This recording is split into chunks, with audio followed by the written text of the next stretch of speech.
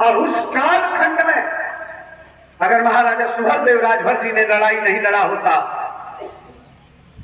तो पूरी अयोध्या को नेस्त और नाबूद करने के लिए सैयद सलार मसूद का आगमन हुआ। हमारे लोगों को इतिहास जानना पड़ेगा। अगर आप इतिहास अपना नहीं जानेंगे, अपनी विरासत को नहीं पहचानेंगे, तो आपके इतिहास और आपके विरासत पर कोई दूसरा कब्जा करेगा। और इस धरती पर बहुत से ऐसे उदाहरण हैं। अगर हमारी बाजुओं में ताकत, अगर हमारे अंदर क्षमता और सामर्थ्य है, तो हम अपनी विरासत बचा सकते हैं। और अगर हमारे अंदर कुव्वत और क्षमता नहीं है, हमारे अंदर हैसियत है, तो हमारी विरासत पर दूसरे लोग कब्जा कर लेंगे। और इसलिए आप लोगों से मैं कहने आया हूं, बलिया तो रहा, ये जयंती जो मना रहे हैं बाबूजी भुवनेश्वर राजभर जी से मैं सभी साथियों को हृदय से अभिनंदन करना चाहता हूं। ऐसे कार्यक्रम साल भर तक चलते रहना चाहिए, हमेशा चलते रहना। राजभर समाज का बच्चा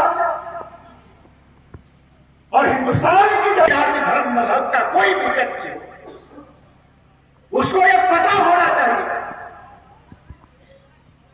कि भारत की धरती के लिए हमारे राजा ने जो लड़ाई लड़ी, उसका कोई मुकाबला करने वाला इस धरती पर नहीं है। कोई नहीं है,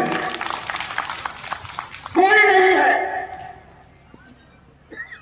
मैं डिबेट और बहस करने के लिए तैयार हूं और इसीलिए राजनीति में आए। जब राजनीति में आए तो सपना था कि हिंदुस्तान की धरती पर जिस तरह से महाराणा प्रताप को सम्मान मिलता है, जिस तरह से बप्पा राव शिवाजी को सम्मान मिलता है, जिस तरह से झांसी की रानी को सम्मान मिलता है, उसी तरीके से हमारे राजा को भी सम्मान मिलना चाहिए। इसलिए राजा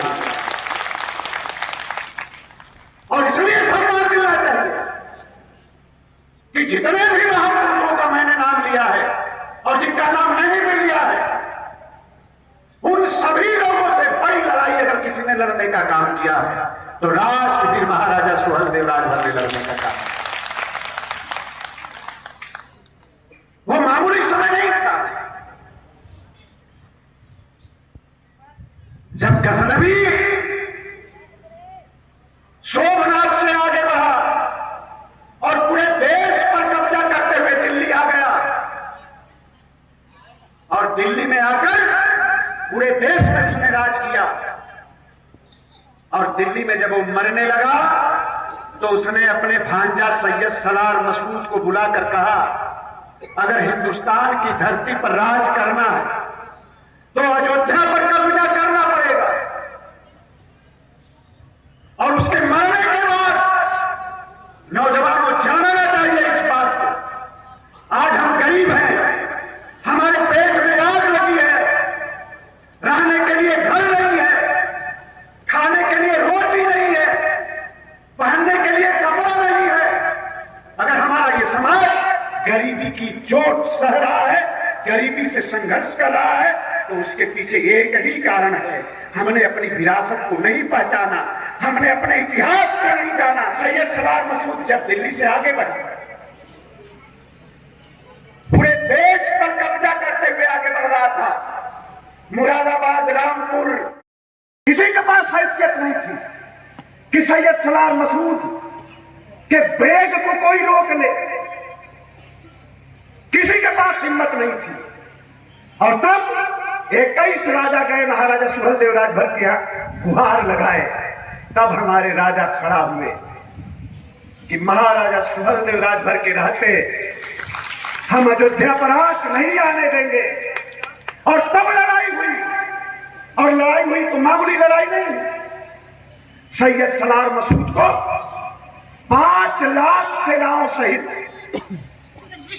सैयद सलार मसूद की गर्दन को काटने का काम हमारे राजा ने किया। और उस जमाने में 5 लाख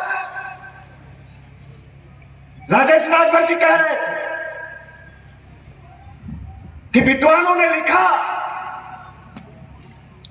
हमेशा एक बात याद रखें, अगर महाराजा सुहेलदेव राजभर के इतिहास को अगर किसी ने दबाने का काम किया है तो आजादी ने दबाने का काम किया। सबसे ज्यादा इतिहासकार ये कम्युनिस्ट विचारधारा के हुआ करते, ये कांग्रेसी हुआ करते, इन्होंने दबाया।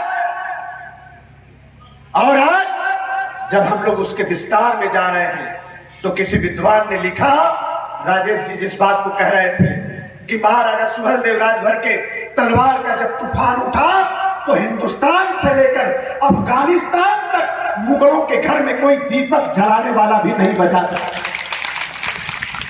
कोई दीपक जलाने वाला भी नहीं।